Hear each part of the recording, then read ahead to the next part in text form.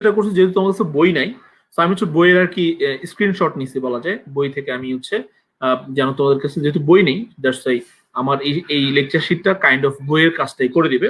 আর যেহেতু এখানে অনেক বাংলা কথাবার্তা আছে, দ্যাটস ওয়াই আমরা একটু বইয়ের স্ক্রিনশট এখানে ইউজ করছি। ঠিক আছে?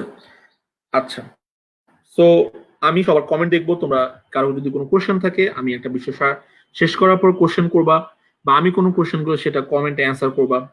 ওকে, আচ্ছা, তো শুরুতে আমি যেটা দেখাবো সেটা তুমি দেখতে পাচ্ছ যে প্রথম অধ্যায় ল্যাবরেটরির নিরাপদ ব্যবহার, যেটাকে আমরা বলি যে সেফ ইউজ অফ ল্যাবরেটরি। এখন কোশ্চেন হচ্ছে, দেখো নামের মধ্যে একটা ব্যাপার আছে তাই না, ল্যাবরেটরি নিরাপদ ব্যবহার। তোমরা এসএসসি তে কিন্তু ল্যাব করার তোমাদের খুব কমই ল্যাবে যাওয়ার তোমাদের ভাগ্য হয়েছে, খুব বেশি ল্যাবে তোমরা যাও নাই। ঠিক আছে?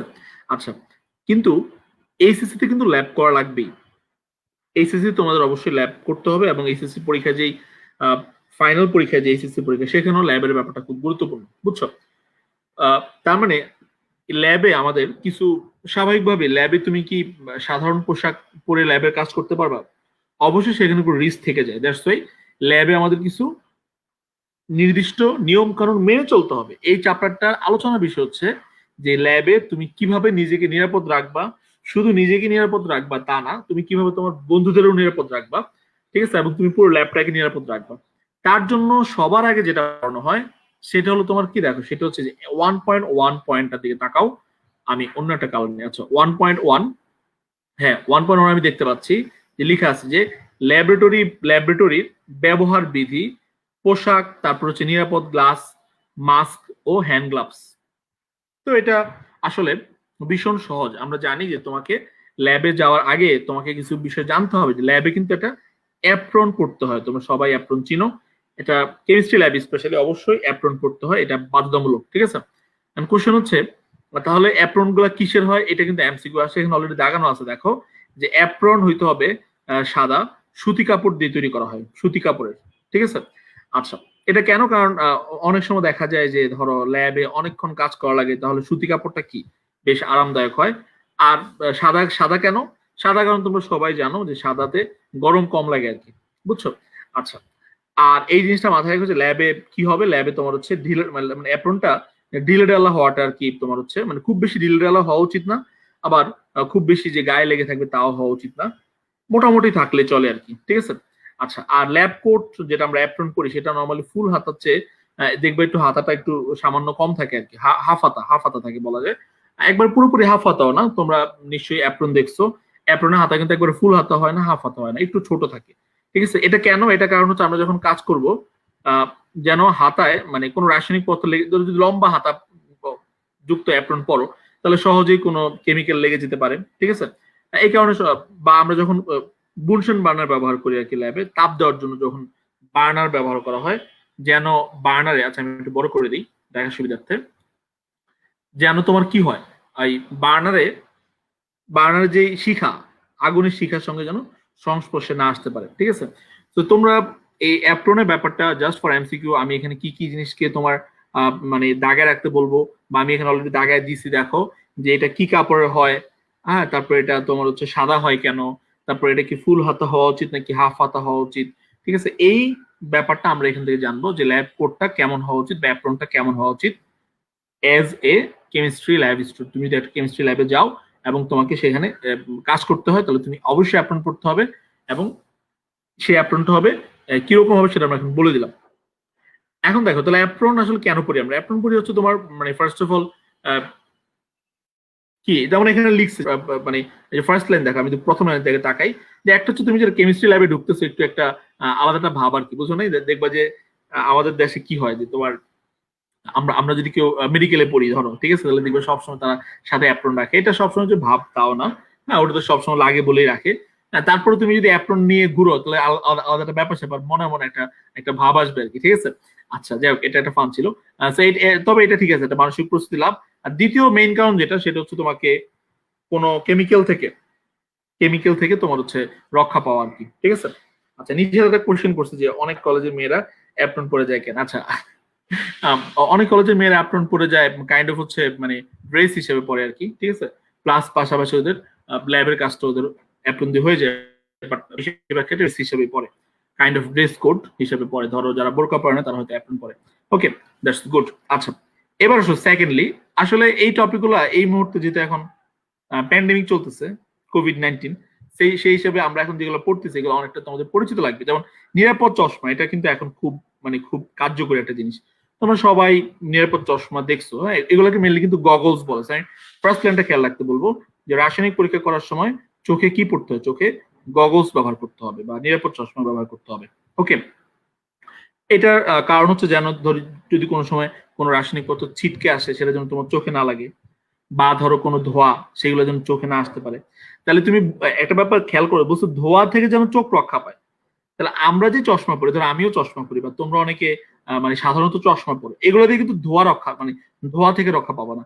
এটার জন্য একটা ছবি আমি দেখাবো, এই ছবি দেখলে তুমি বুঝতে পারবে যে আসলে এই ব্যাপার, এই চশমাটা বিশেষ চশমা, এগুলো কিন্তু নর্মাল চশমা না, এগুলোকে বলা হচ্ছে তোমার গগলস বা তোমার সেফটি গ্লাস যেটাই বলো। এই যে দেখো এইখানে ছবি দেখতে পাচ্ছ, এই যে এই, আমি যদি একটু মার্ক করে দেখাই তোমাদেরকে তাহলে তুমি বুঝতে পারবা যে এখানে এইটা এটা হচ্ছে তোমার গগলস বা সেফটি গ্লাস। দেখো এই চশমাটা কিন্তু বেশ বড় সড়ো। ধরো কারো যদি মনে হয় যে না আমি আমি তো এটা একটু ভালো মানের, উপরেরটা আছে মোটামুটি, এটাও খারাপ না, তো যেটা বললাম, আমি যদি বলি যে আমি তো এমনিতে একটা চশমা পরি, আমি তো চশমা ছাড়া চোখেই দেখবো না, আমার এই চশমা খুলে ফেললাম, এটা দেখবো কিভাবে? তো তখন নিয়ম হচ্ছে কি, নিয়ম হচ্ছে যে এই চশমাটা বেশ বড় সড়ো থাকে, তোমরা দেখতে পাচ্ছ যে এখানে অনেকখানি বড়, যে এই সেটটা দেখো, তুমি আমি যদি নর্মালিও চশমা পরি, এই সেফটি গ্লাসটা তার উপরে পরা যাবে, এটা যথেষ্ট বড় থাকে। দ্যাটস ওয়াই যারা হচ্ছে ল্যাবে কাজ করে তাদেরকে অবশ্যই সেফটি গ্লাস পরে নিতে হয়। কারণ ধরো তুমি সালফুরিক অ্যাসিড নিয়ে কাজ করবা, তোমরা শুনে থাকছো যে এই যে সালফুরিক অ্যাসিড যেটা আর কি H2SO4, H2SO4 কিন্তু বেশ মারাত্মক, ঠিক আছে? এখন ধরো যেই বোতলে বা যে পাত্রে সালফুরিক অ্যাসিড থাকবে, ঠিক আছে, এটা তো আমি যদি বলি আর কি, এরকম হচ্ছে একটা কনিক্যাল ফ্লাক্স বা একটা বোতলে সালফুরিক অ্যাসিড আছে, তো এখানে গাঢ় সালফুরিক অ্যাসিড ধরো এরকম আটকানো অবস্থায় ছিল, তুমি যদি খোলো, এই মুখটা খোলো, ওপেনিংটা খোলো, তাহলে যেটা হবে এখান থেকে কিন্তু ধরো নিচে সালফুরিক অ্যাসিড আছে, বাট এই সালফুরিক অ্যাসিডের কিছু বাষ্প কিন্তু এখান থেকে বের হয়ে আসবে। সুতরাং ওই বাষ্পটাও কিন্তু তোমার কি, ওই বাষ্পটা তোমার হচ্ছে তোমার জন্য নিরাপদ না। দ্যাটস ওয়াই আমরা যদি গগলস পরা থাকি সেটা আমাকে রক্ষা করবে। তো আশা করি ব্যাপারটা বুঝছো, এটা খুব বেশি কঠিন কিছু না। তাহলে আমরা কি বললাম, আমরা আসলে অ্যাপ্রন নিয়ে আলোচনা করলাম, যে অ্যাপ্রন আমরা কেন পরি, আমরা সেফটি গ্লাস বা গগলস নিয়ে আলোচনা করলাম। আর এই সেফটি গ্লাস এখন তোমরা এবার নিজেই বুঝতে পারবা, ধরো যারা হচ্ছে ডাক্তার হিসেবে এখন কাজ করতেছে এই হাসপাতালে, অর্থাৎ করোনা ভাইরাস আক্রান্ত রোগীদের যারা চিকিৎসা দেয়, তারা এটা কেন পরে? এই যে দেখতেই তো পাচ্ছ, তাই না? এটা কিন্তু নর্মাল চশমা না, এটা নিরাপদ চশমা, এবং এতে তোমরা দেখতে পাচ্ছ যে বায়ু প্রবেশ করার পথ খুবই সামান্য, বা বলতে গেলে নাই। তুমি যদি ঠিকঠাক ভাবে পড়ো এতে কিন্তু বাতাস ঢুকবে না, ঠিক আছে? এই জন্য আমরা বলছি যদি তোমার কোনো এসিড বা কোনো কেমিক্যাল ব্যবহার করতে কোনো যদি গ্যাস বের হয়, সেটাও তোমার চোখ থেকে নিরাপদ থাকবে। মানুষের চোখ কিন্তু খুবই গুরুত্বপূর্ণ, কেন চোখকে রক্ষা করার জন্য আমাদেরকে এই গগলস পড়তে হবে। এই যে দেখো একজন, একটা ছবি দেওয়া আছে, ঠিক আছে? আচ্ছা, তো এইগুলো আমাদের দুইটা টপিক, দুইটা টার্ম আর কি। 3 নম্বরে দেখতে পাচ্ছ লেখা আছে কি, হ্যান্ড গ্লাভস।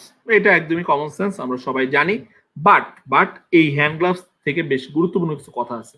আমরা সবাই গ্লাভস দেখছি, যেখানে দেখো গ্লাভস এর ছবি দেওয়া আছে, আমি মার্ক করে দিচ্ছি, তোমরা কিন্তু কোনো কারশর দেখতেছো না, বাট আমি মার্ক করলে সেগুলো তোমরা দেখার কথা। এই হচ্ছে হ্যান্ড গ্লাভস।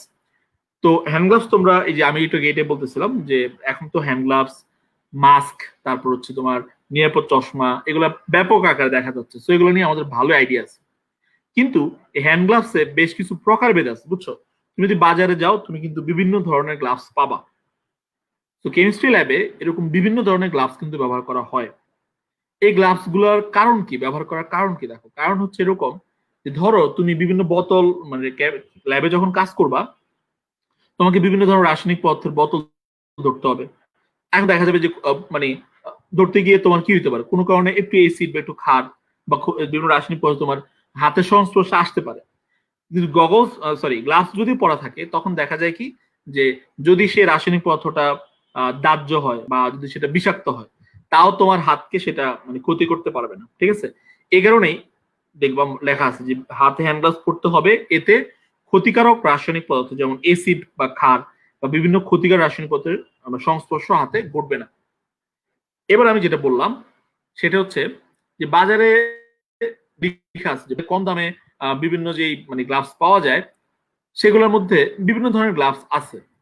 আচ্ছা, এবার আমি একটু তোমাদের মানে অবশ্যই এটা তোমাদের আমি মানে পয়েন্ট লিখে রাখতে বলবো। তুমি তোমার খাতায় লিখে রাখো যে গ্লাভসের প্রকারভেদ, এটা লিখে এই যে দেখো 5 প্রকারের গ্লাভসের একটা প্রকারভেদ আছে, বুঝছো? এইটা কিন্তু আমি বলবো 3 স্টার, মানে এটা তোমাদের ফিউচারে লাগবে, এটা তোমার এডমিশনে এখান থেকে কোশ্চেন আসে বা এমসিকিউ আসে বা এখান থেকে উদ্দীপক থাকতে পারে।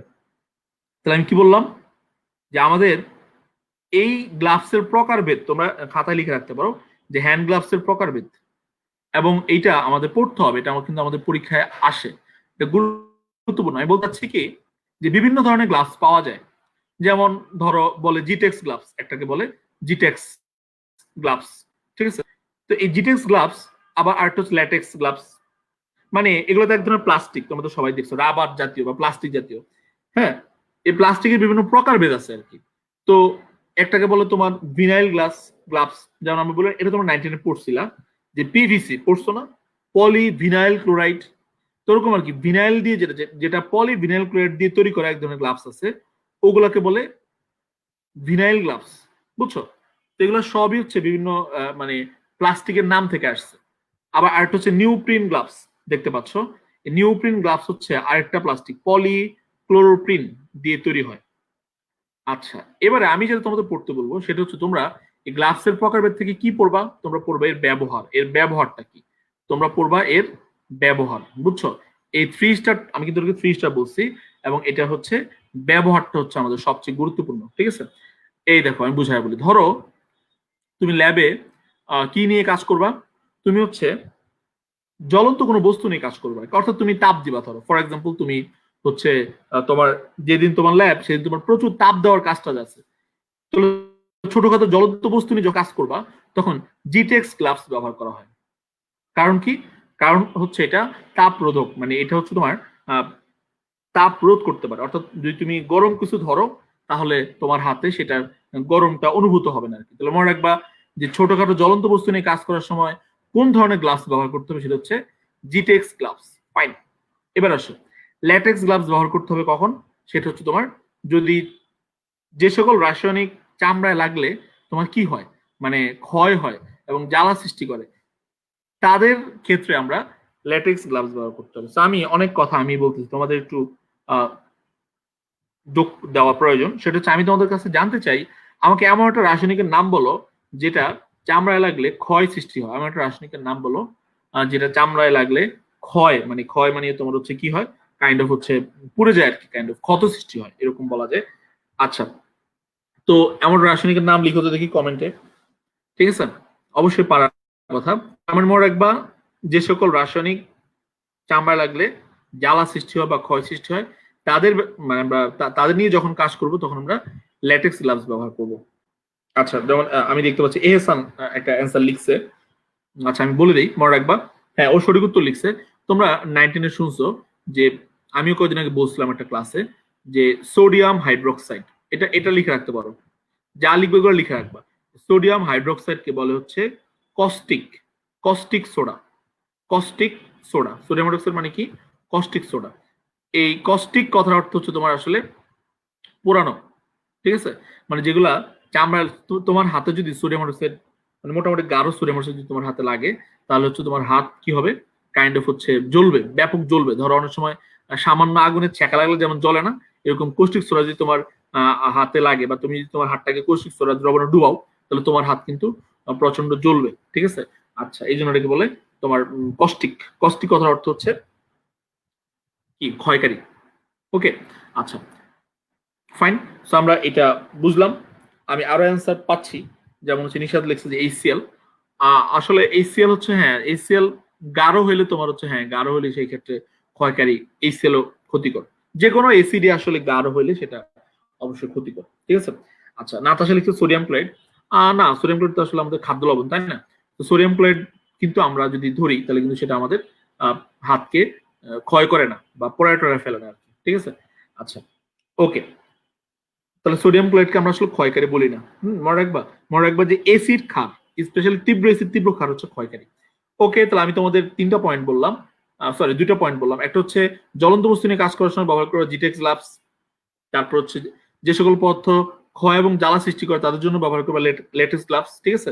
আচ্ছা, আর ভিনাইল গ্লাভস ব্যবহার করবা কোথাও, মানে কখন, যে সাধারণত তোমার হচ্ছে এই মৃদু মৃদু ক্ষয়কারী পদার্থ, যেগুলো আর কি অল্প অল্প অল্প ক্ষয়কারী পদার্থ এবং হচ্ছে যেগুলো ত্বকে খুব বিরক্তিকর অনুভূতি সৃষ্টি করে, ওগুলোর জন্য তোমার হচ্ছে এই ভিনাইল গ্লাভস ব্যবহার করা হয়। ওকে, সো আমি লাস্ট একটা দিকে মনোযোগ দিতে বলবো, সেটা হচ্ছে প্রাকৃতিক রাবার গ্লাভস। এটা তোমরা মনে হয় সবাই দেখছো, যে যারা হচ্ছে বৈদ্যুতিক কাজ করে তারা দেখবা এক টাইপের গ্লাভস পরে, ঠিক আছে। ধরো তোমার হচ্ছে যারা মানে কাইন্ড অফ বৈদ্যুতিক বিভিন্ন কাজ করে আর কি, ঠিক আছে। তোমার বাসায় ধরো, বা বাসায় নর্মালি এমনিতে কাজ করে, ধরো বড় বড় বিল্ডিং এ যখন বৈদ্যুতিক কাজগুলো করে তখন হচ্ছে এক ধরনের গ্লাভস পরে, ওগুলো হচ্ছে নর্মাল গ্লাভস আর কি, প্রাকৃতিক রাবার গ্লাভস। এগুলো জাস্ট হচ্ছে তোমার মানে বৈদ্যুতিক শক প্রতিরোধ করে। আর নর্মাল যে কোনো মৃদু মৃদু মৃদু মানে তো বুঝো দুর্বল টাইপের যে সকল রাসায়নিক পদার্থ সেগুলো থেকে রক্ষা করার জন্য ব্যবহার করা হয়। আমি তোমাদের বিশেষ গুরুত্ব দিয়ে পড়তে বলবো হচ্ছে তোমার মানে তিনটাকে আর কি, মেইন প্রথম তিনটাকে। আর নিউপ্রিনেরও এটা কি দিয়ে তৈরি, এটা এটা এটা এটা মাঝে মাঝে আসে, পলিক্লোরোপ্রিন, ঠিক আছে। সো লাস্ট কথা হচ্ছে এটা, যে আসলে এই জিনিসগুলো কিন্তু একটু কঠিন আছে, ঠিক আছে, যে কোনটা কোনটা ব্যবহার করবা এগুলো কিন্তু একটু কঠিন আছে, সেগুলো একটু আমাদের খেয়াল করে পড়তে হবে। আচ্ছা, এবার আসো, আমরা এখানে একটা কথা আছে, আমরা এখানে যতগুলো গ্লাভসের কথা বলছি, দেখো আমি কয় ধরনের গ্লাভসের কথা বলছি বলো? 5 ধরনের গ্লাভসের কথা বলছি, জিটেক্স, ল্যাটেক্স, ভিনাইল, ঠিক আছে, তারপর নিউপ্রিন, আর হচ্ছে প্রাকৃতিক রাবার গ্লাভস। বাট এগুলো সবই কিন্তু তোমার হচ্ছে প্লাস্টিক, এবং আমরা সবাই জানি প্লাস্টিক হচ্ছে অপচনশীল বা নন বায়োডিগ্রেডেবল, মানে সাধারণ প্লাস্টিক গুলো আর কি। এই কারণে উচিত, এটা কিন্তু আমাদের এমসিকিউ আকারে আসে, যে পরিবেশ বান্ধব একটা গ্লাভস, একটা মানে কোন ধরনের গ্লাভস গুলো পরিবেশ বান্ধব, এমন একটা গ্লাভসের নাম বলতো, সেটা হচ্ছে নাইট্রাইল গ্লাভস। এটা এমসিকিউতে আসে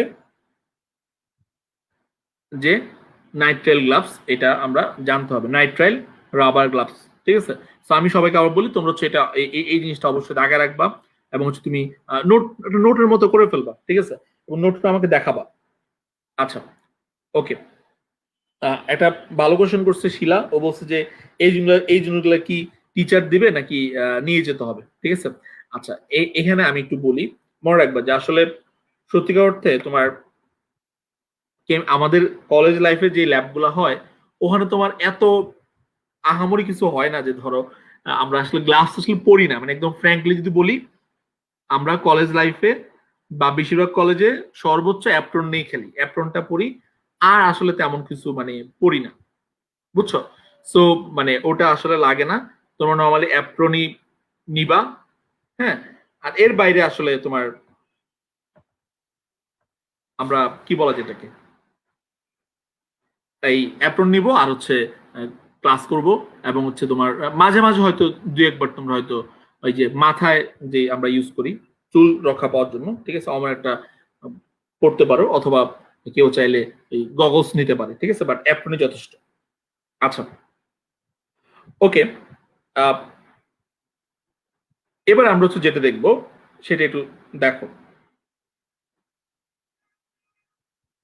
আচ্ছা, ওকে, আরেকটা কোশ্চেন করছে আমি দেখতে পাচ্ছি যে হ্যাঁ, এহসান এহসান জিজ্ঞাসা করছে পলিক্লোরোপ্রিন, আমরা যেটা দেখতে পাইছি যে নিউপ্রিন, নিউপ্রিন গ্লাস, মানে যে গ্লাভসের উপাদান, সেটার আসলে উপাদানটা কি, দেখো এটা একটা পলিমার, এটা হচ্ছে একটা পলিমার। হ্যাঁ, আর এই পলিমার মানে পলিমারকরণ বিক্রিয়াগুলো তোমরা হচ্ছে ইয়াতে পড়বা, কি বলে এটাকে, যখন সেকেন্ড পেপারে যাবা তখন মেইনলি জৈব রসায়নে পড়বা আর কি, পলিমারকরণ বিক্রিয়া। এজ লাইক ধরো তুমি যখন পিসির সংখ্যাটা জানো, পলিক্লোরোপ্রিন বা এটাকে নিউপ্রিনও বলে, এরও একটা সংকেত আছে, তো সেটা তুমি সেখানে আসলে জানবা। এই মুহূর্তে তুমি ওটার সংকেতটা খুব বেশি বুঝবো না, ঠিক আছে। আচ্ছা, তো আমরা এর পরটাতে যাই। তাহলে আমি কি বললাম এতক্ষণ ধরে, যেটা বললাম সেটা হচ্ছে আসলে গ্লাভসের প্রকারভেদটা ভালো করে পড়তে বলছি, আর হচ্ছে তোমার ওই অ্যাপ্রন আর নিরাপদ চশমা নিয়ে আলোচনা করছি আর কি, ঠিক আছে। আচ্ছা, আর অ্যাপ্রন কেমন হবে সেটা নিয়ে আমরা কথা বলছি। এই জিনিসটা পড়বো, এটা গুরুত্বপূর্ণ আছে। এটা কি, হ্যাঁ, এইটা হচ্ছে তোমার ল্যাবরেটরিতে ব্যবহৃত গ্লাস সামগ্রী ধৌতকরণ। আচ্ছা, ল্যাবরেটরিতে ব্যবহৃত গ্লাস সামগ্রী ধৌতকরণ, এটা আসলে কি? এটা হচ্ছে তোমার মানে ধরো আমরা ল্যাবে গেলাম, ল্যাবে গিয়ে আমরা হচ্ছে বিভিন্ন কিছু ব্যবহার করবো আমরা। তোমার ফর এক্সাম্পল টেস্ট টিউব বা হচ্ছে যে করে তোমরা চিনো আর কি, কমন তো টেস্ট টিউব চিনো বা বিকার চিনো। এখন এগুলা কিন্তু তোমার কি কাচের হয়, ল্যাবের যন্ত্রপাতি কিন্তু হয় কাচের। And কাচের জিনিস কি তুমি আসলে এগুলো কিন্তু ধুয়ে আসতে হবে, বুঝছো? ধরো তুমি ল্যাবে মানে খুব আগ্রহ নিয়ে কাজ করছো, কাজ করার পর তোমার কিন্তু সবগুলো উপাদান ধুয়ে আসতে হবে। কেন? কারণ ধরো তুমি যেই টেস্ট টিউবটা নিয়ে কাজ করছো, ধরো আমি একটা টেস্ট টিউব নিয়ে কাজ করলাম, ঠিক আছে? এখানে একটা টেস্ট টিউব নিয়ে আমি এখানে ধরো ফর এক্সাম্পল কাজ করলাম। এখন বা একটা বিকার নিয়ে কাজ করছি, ধরো এরকম একটা বিকার। এখন এই বিকার আমি আমি ইউজ ইউজ করছিলাম ধরো সোডিয়াম হাইড্রোক্সাইড। এখন আমি যদি ধুয়ে না আসি, তাহলে যেটা হবে সোডিয়াম হাইড্রোক্সাইড যদি এটা গায়ে লেগে থাকে, ঠিক আছে, তখন দেখা যাবে কি যে পরের দিন যদি কেউ আসে পরীক্ষা করে, যদি ধোয়া না পায়, তাহলে কিন্তু সে যদি আবার অন্য কোনো পদার্থ দেয়, তাহলে কিন্তু বিক্রিয়া করে ফেলবে। মানে সহজ কথায় তোমাকে অবশ্যই ল্যাবে কাজ করতে গেলে তোমাকে সবকিছু আহ, কাজ শেষে পরিষ্কার করে আসতে হবে। এবং এই পরিষ্কার করার উপায়টাও তোমার হচ্ছে খুব গুরুত্বপূর্ণ, যে তুমি আসলে কিভাবে পরিষ্কার করবা। তোমার একবার পরিষ্কার করার ক্ষেত্রে তোমার কি কি ব্যবহার করা হয় এটা নিয়ে একটু আমরা আলোচনা করতে হবে। এট ফার্স্ট তোমার কি ব্যবহার করা হয়, যেমন তোমার হচ্ছে সোডিয়াম কার্বন দ্রবণ, এটা ব্যবহার করা হয়, ঠিক আছে? আচ্ছা, সোডিয়াম কার্বন দ্রবণকে কি বলে আমাকে একটু জানাতে দেখি কমেন্টে। তোমরা এটা পড়ছো ফার্স্ট পেপারে, মানে এসএসসি তে তোমাদের কেমিস্ট্রি বইয়ে পড়ছিল যে সোডিয়াম কার্বনের নাম আছে, ঠিক আছে? আচ্ছা, তো এই সোডিয়াম কার্বনেট এর মানে সোডিয়াম কার্বনেট 10% দ্রবণ দিয়ে আমরা চাইলে ধুইতে পারি। এটা আমি বলবো খুব বেশি ইম্পর্টেন্ট না। সবচেয়ে ইম্পর্টেন্ট যেটা এখানে আমি যেটা মেনলি পড়াবো, সেটা হচ্ছে আসলে এইটা। এই দেখতে পাচ্ছ যে এখানে লেখা আছে যে ক্রোমিক অ্যাসিড মিশ্রণ, ঠিক আছে? সো এইটা তোমরা মাথায় রাখবা। আমি এটা একটু লিখে দিতে চাই, একটু এখানে লিখতে চাই একটা জিনিস, তোমরা খাতায় লিখো কি সেটা। সেটা হচ্ছে তোমার যে ল্যাবে, হ্যাঁ এটা হচ্ছে লিখে রাখো খাতায়, যে ল্যাব এ তোমার হচ্ছে গ্লাস সামগ্রী, ল্যাবে গ্লাস সামগ্রী পরিষ্কার করার জন্য, ল্যাবে গ্লাস সামগ্রী পরিষ্কার করার জন্য সর্বোত্তম পরিষ্কারক, সর্বোত্তম পরিষ্কারক হলো মানে সবচেয়ে ভালো পরিষ্কারক আসলে কি, সর্বোত্তম পরিষ্কারক হলো এই পদার্থটা। সবাই তোমরা নিশ্চয়ই এটার নাম জানো, যে potassium dichromate. Potassium dichromate plus হচ্ছে H2SO4 sulphuric acid. Potassium dichromate আর সালফুরিক অ্যাসিডের একটা মিশ্রণ, পটাশিয়াম ডাইক্রোমেট আর সালফুরিক অ্যাসিড মিশ্রণ। তো আমি সবাইকে বলবো এটা হচ্ছে অবশ্যই মাথা রাখবা, যে ল্যাবে গ্লাস সামগ্রী পরিষ্কার করার জন্য সবচেয়ে ভালো পরিষ্কারক হচ্ছে এই দুইটার মিশ্রণ। আর এই মিশ্রণকে আমরা কি ডাকি? এই মিশ্রণকে বলা হয়, এই মিশ্রণকে কি বলা হয়? ক্রোমিক অ্যাসিড মিশ্রণ। ক্রোমিক, এটাকে বলে ক্রোমিক অ্যাসিড মিশ্রণ। সেটা মাথা রাখবে, এটাকে আমরা বলি হচ্ছে ক্রোমিক অ্যাসিড মিশ্রণ।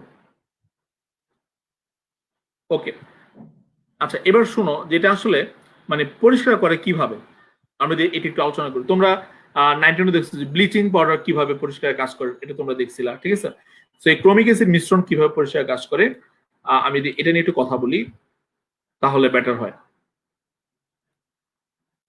আচ্ছা, এটা কিভাবে পরিষ্কার করে, আমরা এর একটু একটা বিক্রিয়া দেখবো আর কি। আমরা বলছি যে ক্রোমিক অ্যাসিড মিশ্রণ, তো এটা কিভাবে কাজ করে দেখো। এখানে যেটা হয়, এই পটাশিয়াম ডাইক্রোমেট, ধরো যদি একটা পাত্রে K2Cr2O7 থাকে আর সালফুরিক অ্যাসিড থাকে H2SO4 থাকে, এই দুটো যদি একটা পাত্রে থাকে, ধরো ল্যাবে আগে থেকেই পাত্রের মধ্যে একটা পাত্রের মধ্যে এগুলা তৈরি করা থাকে, ধরো এই দুটো জিনিস এই পাত্রে তৈরি করা আছে, ঠিক আছে? এখন তুমি কি করবা, তুমি এই এই পদার্থটা দিয়ে তুমি হচ্ছে পরিষ্কার করবা। কি পরিষ্কার করবা? ধরো তুমি টেস্ট টিউব নিয়ে কাজ করছো, তুমি হচ্ছে বিকার নিয়ে কাজ করছো, তুমি কনিক্যাল ফ্লাস্ক নিয়ে কাজ করছো, তুমি এগুলো পরিষ্কার করবা। তাহলে এটা পরিষ্কার কাজটা করে দেয়। কেন পরিষ্কার কাজটা করে দেয় দেখো, এই পটাশিয়াম ডাইক্রোমেট আর সালফুরিক অ্যাসিড বিক্রিয়া করে আমাকে দিবে হচ্ছে যেটা এই পটাশিয়াম, আমি পাবো পটাশিয়াম সালফেট, পটাশিয়াম সালফেট, তারপরে মানে পটাশিয়াম যাবে সালফারের সাথে, আবার ক্রোমিয়াম যাবে সালফারের সাথে, আমি পাবো ক্রোমিয়াম সালফেট, তোমাদের নিশ্চয়ই মনে আছে ক্রোমিয়ামের যোজনী হচ্ছে 2, ঠিক আছে, এটা একটা মানে 3, সরি 2 না 3। ক্রোমিয়ামের যোজনী এই জিনিসটা আমি একটু শিখাই, দেখো এই ক্রোমিয়াম ওর যোজনী হচ্ছে 3, এই সালফারের যোজনী হচ্ছে 2, তাহলে সংকেত কি হবে? ক্রোমিয়াম সালফারের সংকেত লেখা সিস্টেম হচ্ছে তোমার 3 যাবে সালফেটে আর 2 যাবে কোথায়? ক্রোমিয়ামে। মনে রাখবা তুমি যদি যোজনী জানো তুমি খুব ইজিলি সংকেত লিখতে পারবা। দেখো আমি যেটা বললাম যেখানে হবে Cr2 আর SO4 হবে কি? SO4 হবে 3, এটা হচ্ছে তোমার ক্রোমিয়াম সালফেট, ঠিক আছে। আর আমরা কি পাবো? আর পাবো হচ্ছে পানি, আর পাবো একটা অক্সিজেন, ঠিক আছে। তো এরকম অক্সিজেনকে কি বলা? মানে তোমরা এটা সবাই জানো, এরকম অক্সিজেনকে আমরা বলি কি? কমেন্টে লিখে তো একটু এইভাবে লেখার মিনিংটা আসলে কি, এটা দিয়ে কি বোঝায়? এটা দিয়ে বোঝা হচ্ছে তোমার, তোমরা নিশ্চয়ই সেটা জানো, এটা দিয়ে বোঝায় জায়মান অক্সিজেন। এটাকে আমরা বলি হচ্ছে তোমার জায়মান অক্সিজেন। এই ধরনের অক্সিজেনকে আমরা বলি জায়মান, এটাকে আমরা বলি হচ্ছে জায়মান অক্সিজেন। এই জায়মান অক্সিজেন কি করে? এই জায়মান অক্সিজেন হচ্ছে যেটা করে সেটা হচ্ছে যে কোনো রঙিন বস্তুকে, তোমরা এটা দেখছো যে রঙিন যে কোনো বস্তুকে, হ্যাঁ মানে রঙিন বা যেটাকে তুমি আর কি বলতেছো মানে টেস্ট টিউবে গায়ে কিছু নোংরা ময়লা হয়েছে আর কি, রঙিন বস্তুকে জার্মান অক্সিজেন কি করে ফেলে? হ্যাঁ তোমরা অলরেডি লিখতেছো, ভেরি গুড। জার্মান অক্সিজেন বর্ণহীন করে ফেলে, এটাকে বলে জারণ প্রক্রিয়ায়। এটা এই বিক্রিয়াটাকে বলে জারণ প্রক্রিয়া। এই যে অক্সিজেন যোগ হওয়া মানে কিন্তু জারণ, এটাকে বলে জারণ প্রক্রিয়ায় পরিষ্কার করা, ঠিক আছে। আচ্ছা, বা জারণ প্রক্রিয়া বর্ণহীন করা। তাহলে আমি যেটা বললাম সেটা হচ্ছে যে ল্যাবের মানে গ্লাস সামগ্রী পরিষ্কার করার জন্য সবচেয়ে ভালো পরিষ্কারক কি? সবচেয়ে ভালো পরিষ্কারক হচ্ছে এই ক্রোমিক অ্যাসিড মিশ্রণ। তো আমি কিন্তু এটা এখানে দেখাই দিচ্ছি। তো দেখো যে রাসায়নিক ল্যাবে গ্লাস সামগ্রী পরিষ্কার করার জন্য সর্বোত্তম পরিষ্কারক রূপে ব্যবহৃত হয় ক্রোমিক অ্যাসিড মিশ্রণ। এটা করে কি? গ্লাসে লেগে থাকা গ্রিজ বা তৈলজাত পদার্থ দূর করার জন্য এটা কাজ করে। কিভাবে কাজ করে? এটা হচ্ছে জারক, এটা জারক। আচ্ছা, এই এটা জারক, এটা কি করে? এই তৈল যেহেতু ময়লা পদার্থকে জারিত করে তুলে ফেলে। তো এই ছিল বিক্রিয়াটা। এখন হ্যাঁ, এস আর একটা কোশ্চেন করছে যে আসলে এই নরমাল অক্সিজেন আর জার্মান অক্সিজেন পার্থক্য কি। দেখো নরমাল অক্সিজেন বলতে আমরা বুঝি O2, অক্সিজেন মানে হচ্ছে অক্সিজেন অণু। মানে এখানে অক্সিজেন তোমার দুইটা অক্সিজেন পরমাণু নিজেদের মধ্যে ইলেকট্রন শেয়ার করার মাধ্যমে একটা স্টেবল বা স্থায়ী অক্সিজেন অণু সৃষ্টি করছে। আর জার্মান অক্সিজেন বলতে আসলে বুঝায় যে, মনে রাখবা এই জার্মান অক্সিজেন বলতে বুঝায় সদ্য প্রস্তুত, মানে এই মাত্র প্রস্তুত হওয়া একটা পরমাণু অক্সিজেন। এটা হচ্ছে সদ্য প্রস্তুত পরমাণু, সদ্য প্রস্তুত পরমাণু অক্সিজেন। এখন দেখো পরমাণু অক্সিজেন মানে কি বলতো? তোমরা সবাই জানো যে অক্সিজেনের লাস্ট কক্ষপথে ইলেকট্রন থাকে কয়টা? অক্সিজেনের লাস্ট কক্ষ আমি এখানে বলি, অক্সিজেন লাস্ট কক্ষপথে ইলেকট্রন থাকে 6টা। তাহলে 1 2 3 4 5 6। তার মানে এই অক্সিজেন কিন্তু 8টা পূর্ণ করে নাই। তাহলে যে অক্সিজেন 8টা পূর্ণ করে নাই সে দ্রুত কারো না কারোর সাথে যুক্ত হয়ে 8টা পূর্ণ করতে চায়। এই কারণে জার্মান অক্সিজেন অত্যন্ত সক্রিয়। শুধু জার্মান অক্সিজেন না, যে কোনো কিছু, জার্মান ক্লোরিন বা জার্মান হাইড্রোজেন, এগুলো হচ্ছে অত্যন্ত সক্রিয়, এগুলো দ্রুত কারো না কারোর সাথে বিক্রিয়া করে ফেলে, ঠিক আছে।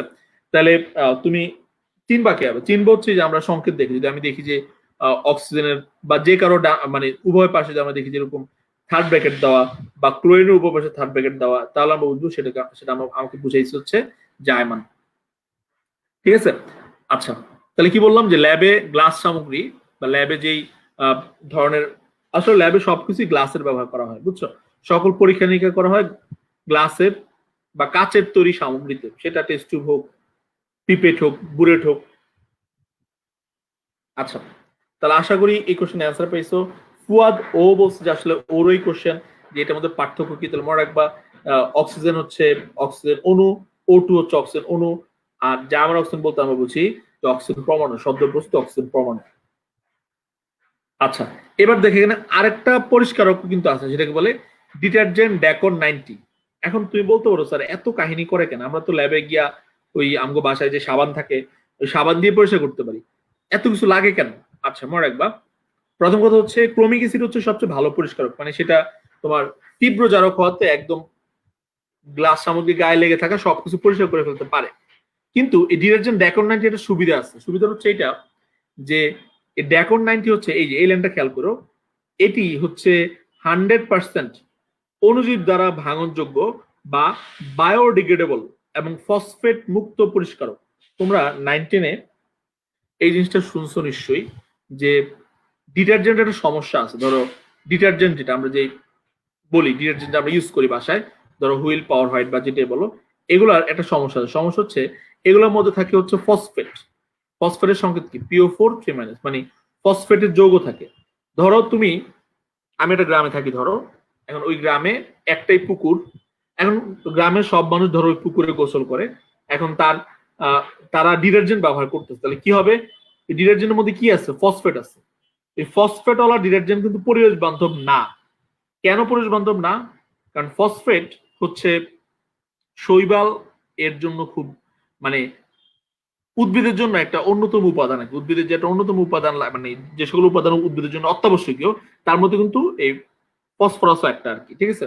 সুতরাং ফসফেট যুক্ত আমরা যদি ইয়া ইউজ করি, কি বলে এটাকে, ডিটারজেন্ট ইউজ করি, তাহলে ওই পুকুরের পানিতে ফসফেট বেড়ে যাবে, এবং ফসফেট বেড়ে গেলে সেখানকার যে শৈবালের পরিমাণ, হ্যাঁ, বা উদ্ভিদ, মানে যে সকল উদ্ভিদ পুকুরে থাকে আর কি বা জন্মায়, ওগুলোর পরিমাণ বেড়ে যাবে। তাহলে মানে পুকুরের তোমার হচ্ছে যে অক্সিজেনের যে মানে পরিমাণ থাকা দরকার সেটা চেঞ্জ হয়ে যাবে। তার ফলে ওখানে মাছ হবে না, বা অন্যান্য যেই জলজ উদ্ভিদ বা জলজ প্রাণী বলবো আমরা, জলজ প্রাণী, সেগুলো সহজে মানে বাঁচবে না বা টিকবে না। এই কারণে আমরা এমন ধরনের ডিটারজেন্ট ব্যবহার করতে চাই যেটা পরিবেশ বান্ধব। তাহলে মনে রাখবা, এই ডিটারজেন্ট ড্যাকন 90 স্পেশালিটি হচ্ছে এটি হচ্ছে পরিবেশ বান্ধব। এখানে লেখা আছে ডিটারজেন্ট ড্যাকন 90 হল একটি পরিবেশ বান্ধব। এটি পানিতে তেমন কোনো দূষণ সৃষ্টি করে না, এবং এটি হচ্ছে বায়োডিগ্রেডেবল, অর্থাৎ এটা সহজেই তোমার অণুজীব দ্বারা ভেঙে যায়, যার ফলে আমাদের পরিবেশটাও ভালো থাকে এবং তোমার হচ্ছে আবার পরিষ্কারের কাজটাও হয়। এই কারণে ল্যাবে ডিটারজেন্ট ড্যাকন 90 ব্যবহার করা যেতে পারে। বাট মনে রাখবা, সবচেয়ে বেশি ইম্পর্টেন্ট হচ্ছে, সবচেয়ে বেশি ব্যবহার করা হচ্ছে, মানে সবচেয়ে ভালো পরিষ্কার করা হচ্ছে ক্রোমিক অ্যাসিড মিশ্রণ। এটা তোমরা ভালো করে জানবা। ফাইন, এবার আমি আরেকটা গুরুত্বপূর্ণ জিনিসে যাচ্ছি। এইটা খুবই ইম্পর্টেন্ট, মনে রাখবা। তোমার বিভিন্ন ধরনের পদার্থ নিয়ে আমরা কাজ করব, ঠিক আছে? এই পদার্থগুলোকে দুই ভাগে ভাগ করা হয়। আচ্ছা, তার আগে আমার একটা অ্যান্সার দাও তো দেখি। আমি তোমাদের বলছিলাম, দেখি কে কে পারো, আমাকে একটু জানাও। আমি তোমাদের কাছে কোশ্চেন রাখতেছি, কমেন্ট করো। যে আসলে আমি জানতে চাইলাম যে আসলে প্রমাণ দ্রবণ কি? প্রমাণ দ্রবণ কি? আমাকে একটু জানাও যে প্রমাণ দ্রবণ কি। প্রমাণ দ্রবণ বলতে কি বোঝায়, তোমরা জানো কিনা? এই প্রমাণ দ্রবণকে আবার ইংরেজিতে বলে standard standard solution. Standard solution. প্রমাণ দ্রবণকে আমরা ইংরেজিতে বলি হচ্ছে স্ট্যান্ডার্ড সলিউশন। তো প্রমাণ দ্রবণ বলতে আসলে কি বোঝায়, এটা একটু আমাকে জানাবা।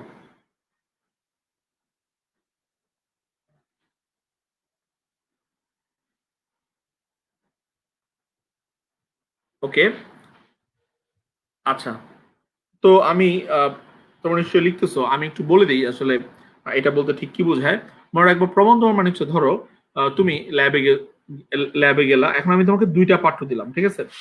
এই একটা পাঠ্য দিলাম যেটা গায়ে লেখা যে HCl। HCl, এই পাঠ্যে লেখা HCl, মানে এখানে HCl এর দ্রবণ আছে। এবং আমি তোমাকে আরেকটা পাঠ্য দিলাম, যেই পাত্রের গায়ে লেখা তোমার হচ্ছে সোডিয়াম হাইড্রোক্সাইড। কি লেখা? Sodium hydroxide. এখন ধরো সোডিয়াম হাইড্রোক্সাইড যে পাত্রটা, ওই পাত্রের গায়ে আবার লেখা আছে যে 0.5 মোলার সোডিয়াম হাইড্রোক্সাইড। কি লেখা আছে? 0.5 মোলার সোডিয়াম হাইড্রোক্সাইড। আর HCl এর যে পাত্রটা,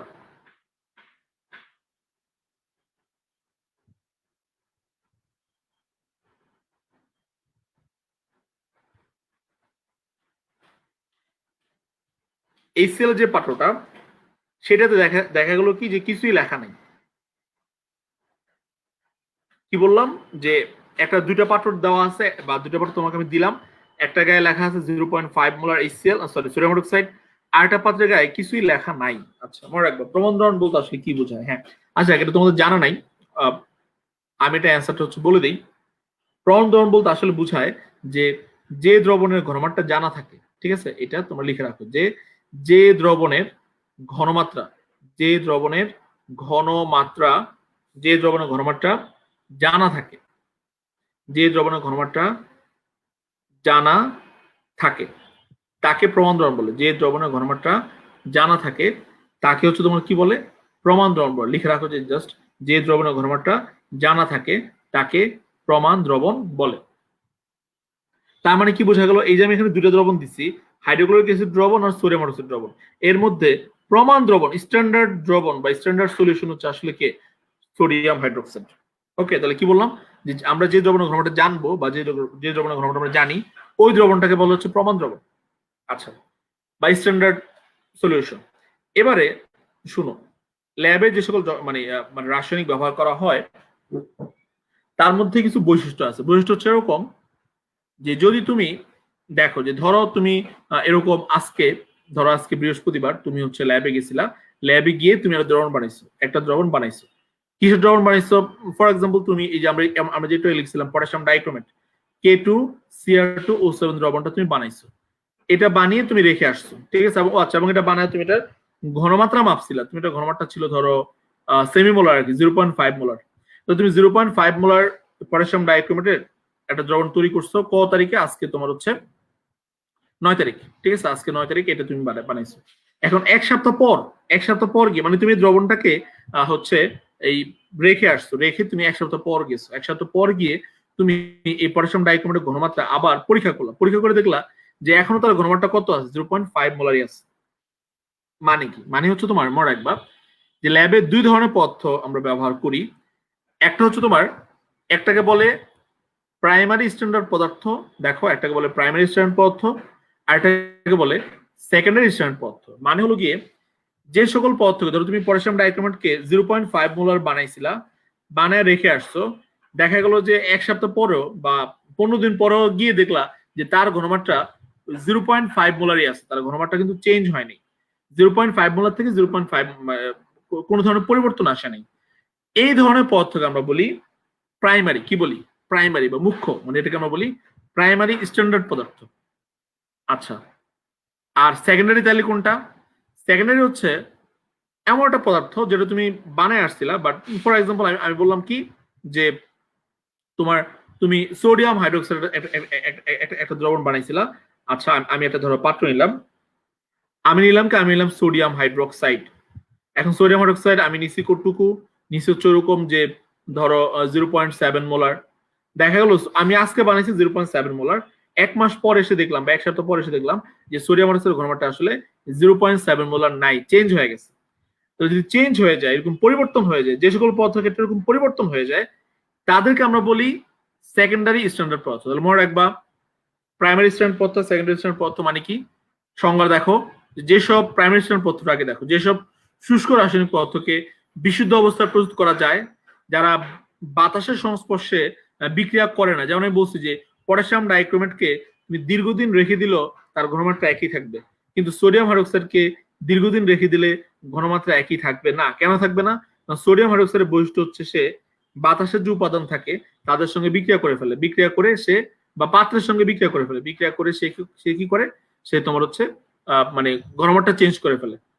সুতরাং যারা এই দেখো, যারা চেঞ্জ করে না, তাহলে আমরা সংজ্ঞা দেখি, যেসব শুষ্ক রাসায়নিক পদার্থ বিশুদ্ধ অবস্থা তৈরি করা যায়, বাতাস সংস্পর্শে বিক্রিয়া করে না, তারপর যেগুলো হচ্ছে তোমার ওজন নেওয়ার সময় যে নিক্তি থাকে, নিক্তির ক্ষয় করে না, ঠিক আছে। আর যাদের যাদের প্রস্তুতকৃত দ্রবণ দীর্ঘকাল আনচেঞ্জ থাকে, মানে ঘনমাত্রা চেঞ্জ হয় না, ওই সকল পদার্থকে আমরা কি বলি, প্রাইমারি স্ট্যান্ডার্ড পদার্থ, ঠিক আছে। আচ্ছা, আর সেকেন্ডারি কোনটা? তাহলে উল্টাটা। সেকেন্ডারি হচ্ছে যেসব রাসায়নিক পদার্থ কি করা যায়, উল্টা হয়, মানে তোমার হচ্ছে বাতাসের সংস্পর্শে অপরিবর্তিত থাকে না, তারপর হচ্ছে ওজন মানে সহজ কথা ওরা আর কি উল্টা করে লিখছে, ওরা লিখছে যে যারা প্রাইমারি স্ট্যান্ডার্ড পদার্থ যে চারটা বৈশিষ্ট্য যাদের এগুলো থাকে না, এই ধরনের বৈশিষ্ট্য থাকে না, তাদেরকে আমরা বলি সেকেন্ডারি। মানে সহজ ভাষায় যারা দীর্ঘদিন তোমার হচ্ছে ঘনমাত্রা অপরিবর্তিত থাকে না, যাদের ঘনমাত্রা চেঞ্জ হয়ে যায়, বা যারা রাসায়নিক নিক্তির ক্ষয় করে, ঠিক আছে, বা যাদেরকে বিশুদ্ধ অবস্থা প্রস্তুত করা যায় না, এই সকল বৈশিষ্ট্য যাদের থাকবে তাদেরকে আমরা বলবো হচ্ছে সেকেন্ডারি স্ট্যান্ডার্ড পদার্থ। আচ্ছা, তা এখন জানতে চাইছো যে আসলে এটা কেন পরিবর্তন হয়। আচ্ছা, মনে রাখবে এটা হচ্ছে আসলে এদের বৈশিষ্ট্যের উপর নির্ভর করে, বুঝছো। ধরো সালফ্রিক অ্যাসিড, এটা হচ্ছে তোমার এটার বৈশিষ্ট্য হচ্ছে সেটা বাতাসের যে বিষয়গুলো, মানে যে সকল উপাদান বা যে পাত্রে রাখছো পাত্র উপাদানের সঙ্গে বিক্রিয়া করে। আবার দেখা গেলো যে তোমার সোডিয়াম কার্বনেট বা পটাশিয়াম ডাইক্রোমেট সেটা বিক্রিয়া করে না।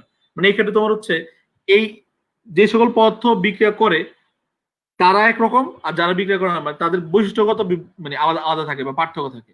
এই কারণে আমরা আমরা এদেরকে দুইটা ভাগে ভাগ করছি আর কি, ঠিক আছে। তো এগুলো তোমার হচ্ছে কাইন্ড অফ এমসিকিউ হিসেবে আসে। তো আমি একটু দেখাই যে এখানে তোমার একটা লিস্ট আমি দিয়ে দিছি যে বা বইতে পাবা। সেটা হচ্ছে তোমার কি যে প্রাইমারি স্ট্যান্ডার্ড পদার্থ আর সেকেন্ডারি স্ট্যান্ডার্ড পদার্থ, ঠিক আছে। তো দেখো প্রাইমারি স্ট্যান্ডার্ড কারা, সোডিয়াম কার্বনেট, অক্সালিক অ্যাসিড, তারপর সোডিয়াম অক্সালেট, এটাকে বলো সোডিয়াম অক্সালেট, তারপর পটাশিয়াম ডাইক্রোমেট। এরকম একইভাবে সেকেন্ডারি স্ট্যান্ডার্ড কারা, sodium hydroxide, HCl, sulphuric acid, potassium permanganate, তারপর সোডিয়াম থায়োসালফেট। এখানে তোমার মনে রাখার একটা শর্টকাট টেকনিক আছে। এই শর্টকাট টেকনিক হচ্ছে তোমরা লিখে রাখবা যে আসলে এটা আমি মনে রাখবো কি হবে। আচ্ছা, তো এটা একটু লিখে রাখো, একটা শর্টকাট টেকনিক আছে যে কারা প্রাইমারি স্ট্যান্ডার্ড কারা সেকেন্ডারি স্ট্যান্ডার্ড কিভাবে মনে রাখবো। মনে রাখবা যে সংকেতে, এটা একটা সাধারণ শর্টকাট টেকনিক, সংকেতে সি থাকলে লিখে রাখো এটা, যে সংকেতে সি থাকলে প্রাইমারি, সংকেতে সি থাকলে প্রাইমারি, সি মানে কিন্তু আসলে কার্বনও না, সি থাকলে কি হবে সেগুলা, সংকেতে যদি সি থাকে তাহলে নর্মালি দেখা যায় সেগুলো কি হয়, সেগুলো হচ্ছে প্রাইমারি স্ট্যান্ডার্ড, প্রাইমারি স্ট্যান্ডার্ড পদার্থ বা কম্পাউন্ড যেটা বলো। এটা হচ্ছে টেকনিক যে তুমি কিভাবে মনে রাখবা, এমসিকিউ যখন আসবে তুমি কিভাবে দ্রুত অ্যান্সার করতে পারবা। সংকেত যদি সি থাকে তাহলে প্রাইমারি স্ট্যান্ড পদার্থ, তবে ব্যতিক্রম আছে, একটা হচ্ছে ব্যতিক্রম, ঠিক আছে, HCl বাদে। কোনটা বাদে? HCl বাদে। এটা যদি লক্ষ্য করো যে প্রাইমারি স্ট্যান্ড পদার্থের যে উদাহরণগুলো আছে, উদাহরণের দিকে তাকাও। প্রাইমারি স্ট্যান্ড পদার্থ আছে কি কি, sodium carbonate, oxalic acid, sodium oxalate. দেখো সবার সংকেতের মধ্যে দেখো সোডিয়াম কার্বনের মধ্যে সি আছে, তারপর এই যে অক্সালিক অ্যাসিডের মধ্যে সি আছে, সোডিয়াম অক্সালেটের মধ্যে সি আছে, পটাশিয়াম ডাইক্রোমের মধ্যে সি আছে। মানে সহজ টেকনিক হচ্ছে কি, সংকেত যদি সি থাকে, সি, তাহলে সেগুলো হচ্ছে প্রাইমারি স্ট্যান্ড পদার্থ।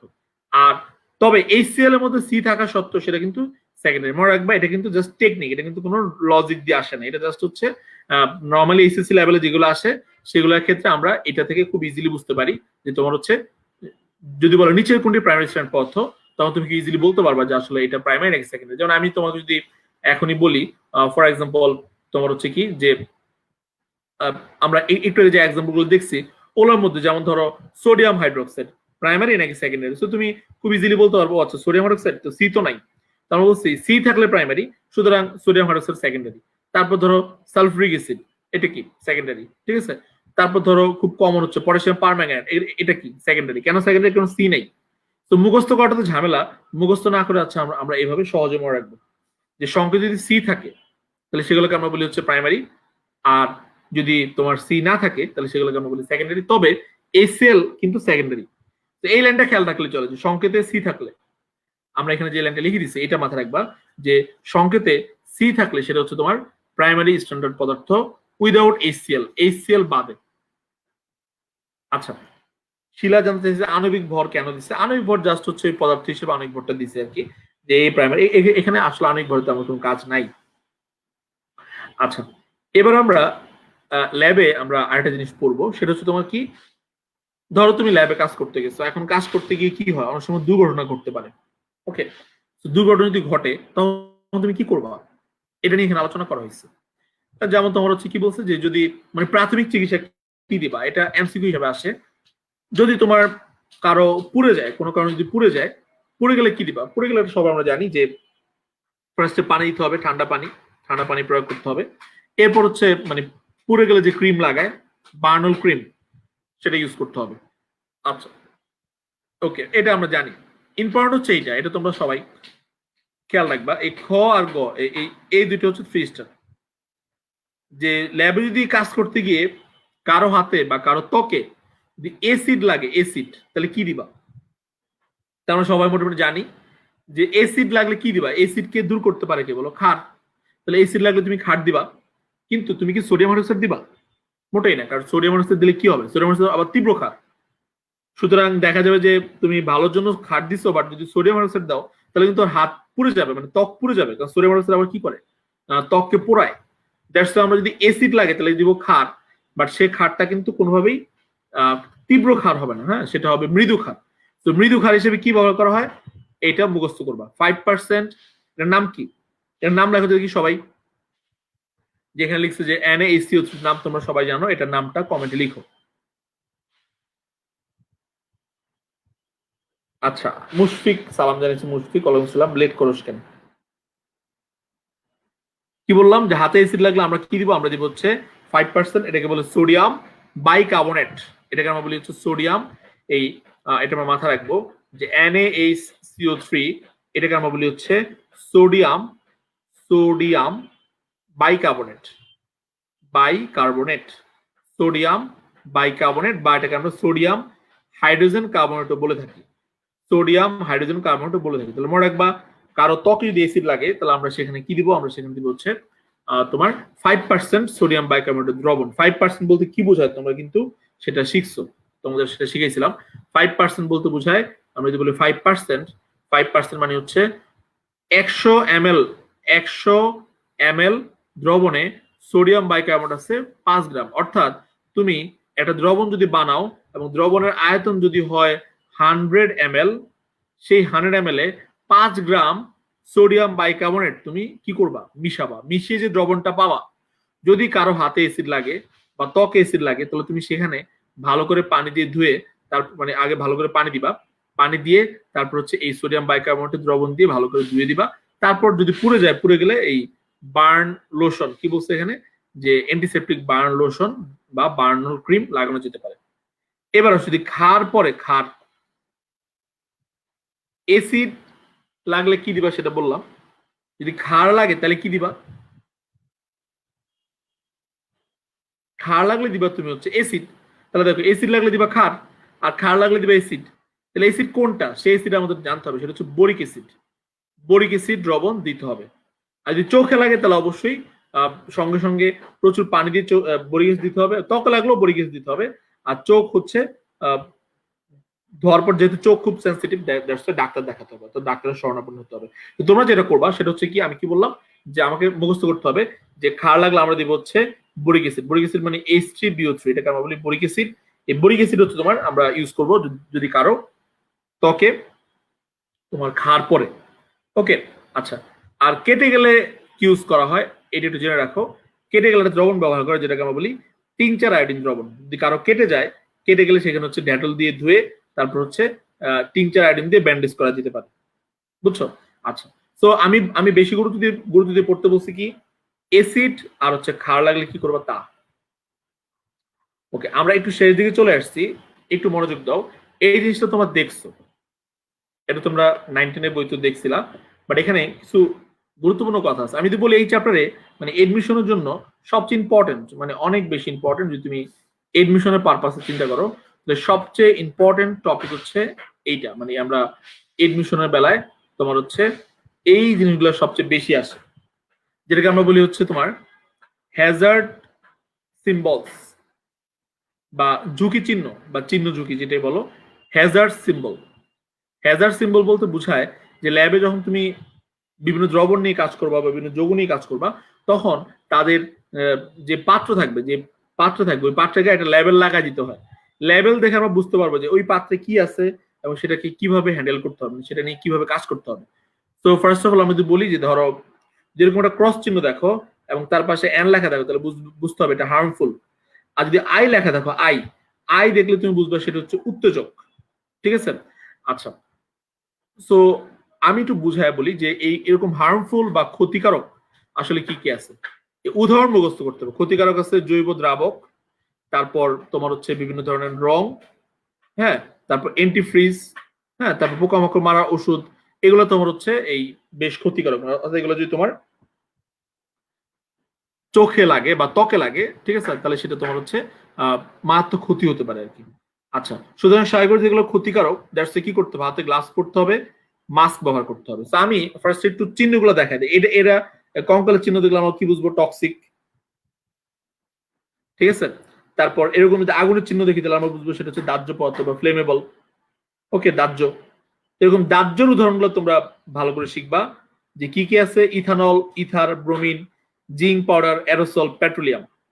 তো স্বাভাবিকভাবে দাহ্য পদার্থ থেকে কি করতে হবে? আগুন বা তাপ থেকে দূরে রাখতে হবে। টক্সিক বা বিষাক্তর মধ্যে কি কি আছে? তোমার হচ্ছে কেডমিয়াম, তারপর ক্রোমিয়াম, এগুলো হচ্ছে তোমার লেড, এগুলো হচ্ছে তোমার মানে বিষাক্ত। আচ্ছা, এই দুইটা খুব গুরুত্বপূর্ণ, 4 আর 5 তোমরা 19 দেখছো। যদি তুমি দেখো যে শুধুই একটা আগুনের চিহ্ন, তাহলে বুঝবা দাহ্য। আর যদি দেখো যে আগুনের চিহ্ন, কিন্তু আগুনের চিহ্নটা কিসের উপর দেখো, বৃত্তের উপর আগুনের চিহ্ন, বৃত্ত একটা বৃত্ত, তার উপর গিয়ে তোমার হচ্ছে একটা মানে আগুনের চিহ্ন যদি দেখো, বৃত্তের উপর আগুনের চিহ্ন যদি তুমি দেখো, ঠিক আছে, তাহলে সেক্ষেত্রে খেয়াল রাখবা এরকম যদি বৃত্তের উপর আগুনের চিহ্ন হয়, সেটাকে আমরা বলি কি জারক। জারক কারা কারা মুখস্থ করবা? জারক হচ্ছে তোমার, আমরা যদি বলি স্পেশালি ক্লোরিন, ক্লোরিন খুব একটা কমন জারক। আর তোমার হচ্ছে হাইড্রোজেন ক্রোমেট, ঠিক আছে, তারপর nitric acid, sulphuric acid, hydrogen fluoride, এগুলো হচ্ছে জারক। ওকে, তারপর তোমার দেখো যে বিস্ফোরক, বিস্ফোরকের চিহ্ন দেখেই বোঝা যায় বিস্ফোরক কারা কারা, আমরা একটু শিখবো। জৈব পারক্সাইড, তারপর হচ্ছে অ্যামোনিয়াম নাইট্রেট, ওজোনাইড, ঠিক আছে, অ্যাজাইড, ডায়াজিনাম লবণ, এগুলা। পরিবেশ দূষক কারা কারা, এই চিহ্নটা আমাদের জানতে হবে। তারপর স্বাস্থ্য ঝুঁকি কোনটা, আসলে এগুলো না আমার খুব বেশি পড়ার নাই, তোমরা নিজেরাও জানতা, আর একটু জানতে হবে, মুখস্থ করে ফেলতে হবে। তেজস্ক্রিয় আমি সেটা দিয়ে দিব, সেটা দেখে নিতে হবে। তেজস্ক্রিয় যা, আচ্ছা তেজস্ক্রিয় চিহ্নটাকে কি বলে, তোমরা মনে হয় সবাই জানো, ট্রিফয়েল বলে, ট্রিফয়েল, আন্তর্জাতিক তেজস্ক্রিয় চিহ্ন বা ট্রিফয়েল এটাকে আমরা বলি। ট্রিফয়েল বলতে কি বোঝায় সেটা তোমরা জানবা। ক্ষয়কারীর মধ্যে কি কি আছে একটু দেখো, যে সকল গাঢ় অ্যাসিড, আমি একটু বলতেছিলাম, গাঢ় অ্যাসিড, গাঢ় ক্ষার, এগুলো হচ্ছে তোমার ক্ষয়কারক, ক্ষয়কারক হিসেবে কাজ করে। এট লাস্ট আমি তোমাদের এখন কিছু কোশ্চেন দিব, তো এই কোশ্চেনগুলো অ্যান্সার দাও তো দেখি, দেখি তোমাদের কি মনে হয় এটা, যে এই যে এখানে একটা এমসিকিউ আমি দেখতে পাচ্ছি, একটা এমসিকিউ, এটা অ্যান্সার আমাকে দাও, যে কমেন্ট করো, আমাকে জানাও তোমার কি মনে হয় এটা অ্যান্সার কি হবে। ধরো 1 নাম্বার একটা এমসিকিউ, যে ল্যাবরেটরিতে কোন কাজটি করা যাবে না, এটা অ্যান্সার আমাকে দাও তো দেখি তোমাদের কি মনে হয়, যে ল্যাবরেটরিতে কোন কাজটি করা যাবে না। খুবই কমন সেন্স।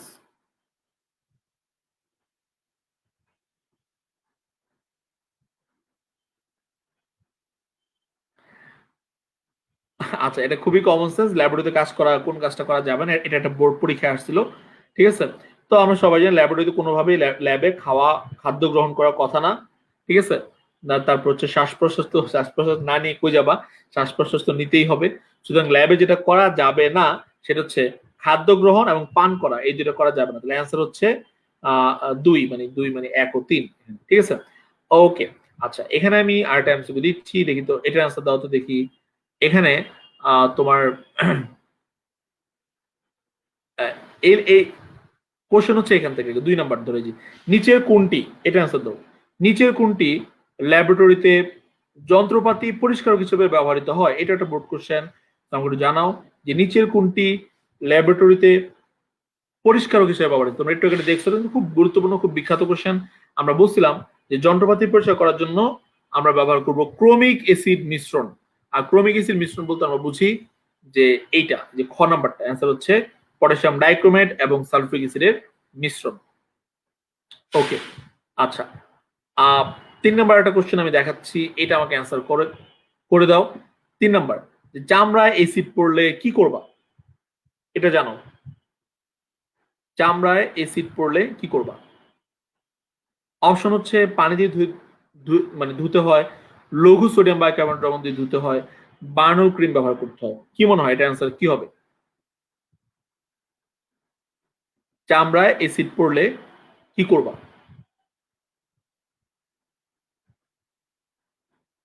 আচ্ছা আমরা একটু আগে এটা দেখছি। আচ্ছা একটু লিখে দিও যে তুমি আসলে এখানে কোনটা অ্যান্সার করতেছো, সেটা লিখে দিও। মানে ক খ লিখলে আমি বুঝতেছি না, তুমি তুমি লিখে দাও যে এরকম তিনের, মানে এভাবে লিখো যে তিনের এ বা বি বা সি এরকম, বা ডি, এভাবে লিখো, তাহলে আমি বুঝতে পারবো ভালো। 3 নাম্বারটা কিন্তু তোমাদের হচ্ছে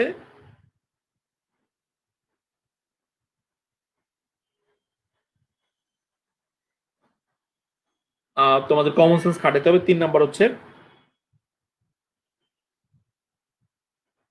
বুঝতে পারার কথা। এতক্ষণ যা পড়াইছি সেখান থেকে এটা একটা কোশ্চেন বলা যায়। সুতরাং কমন সেন্স খাটায় বলো যে চামড়া অ্যাসিড পড়লে তুমি আসলে কি করবা। দেখো আমরা একটু বলতেছিলাম যে চামড়ায় অ্যাসিড পড়লে যেটা হবে সেটা হচ্ছে আমরা তোমার কি দিব বলো, চামড়া অ্যাসিড পড়লে আমরা হচ্ছে ক্ষার দিব, কারণ আমার চামড়া অ্যাসিড লাগছে, আমার ত্বকে অ্যাসিড লাগছে, তাহলে আমি অবশ্যই ক্ষার দিব, ক্ষার। ঠিক আছে, অবশ্যই আমি কি দিব, অবশ্যই আমি দিব হচ্ছে ক্ষার। তো ক্ষার আবার যেন তেন ক্ষার দেওয়া যাবে না, আমরা একটু আলোচনা করতেছিলাম যে ক্ষার হিসেবে কোন ক্ষারটা দেওয়া হয়। ক্ষার হিসেবে দেওয়া হয় 5% সোডিয়াম বাইকার্বনেট, 5% সোডিয়াম বাইকার্বনেট। এইটার একটা দ্রবণ আমরা ওই ত্বকে যেখানে অ্যাসিড লাগছে সেখানে ব্যবহার করবো। তার মানে আমাকে বলছে চামড়া অ্যাসিড পড়লে কি ইউজ করবো, তাহলে লঘু বাইকার্বনেট ইউজ করবো। এই যে বলছে লঘু সোডিয়াম বাইকার্বনেট ইউজ করবো, এটা অবশ্যই সঠিক।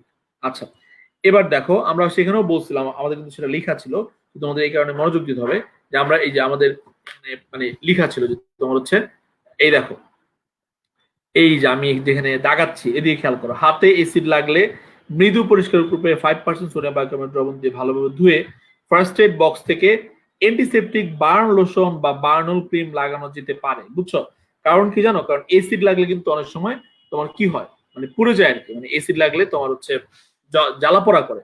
দ্যাটস ওয়াই বার্নল ক্রিমও ব্যবহার করতে হবে।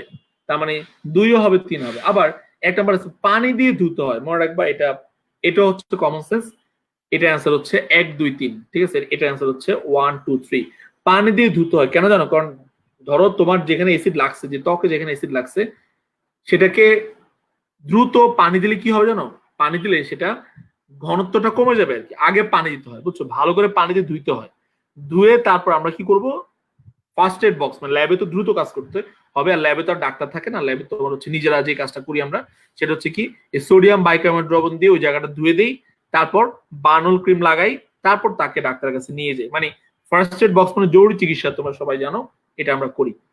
লাস্ট যে কোশ্চেনটা আমি দেখাচ্ছি সেটা তোমরা সবাই পারো, এটা 4 নাম্বার কোশ্চেন বলতে পারি, এটা তোমরা অবশ্যই পারবা। এটা একটা বোর্ড পরীক্ষা আসছে এই চ্যাপ্টারের কোশ্চেন, যে 250 মিলিলিটার 0.1 মোলার সোডিয়াম কার্বনেট দ্রবণ প্রস্তুত করতে কি পরিমাণ সোডিয়াম কার্বনেট লাগে, তোমরা এটা সবাই বের করতে পারবা। এটা আমি জাস্ট বলে দিই,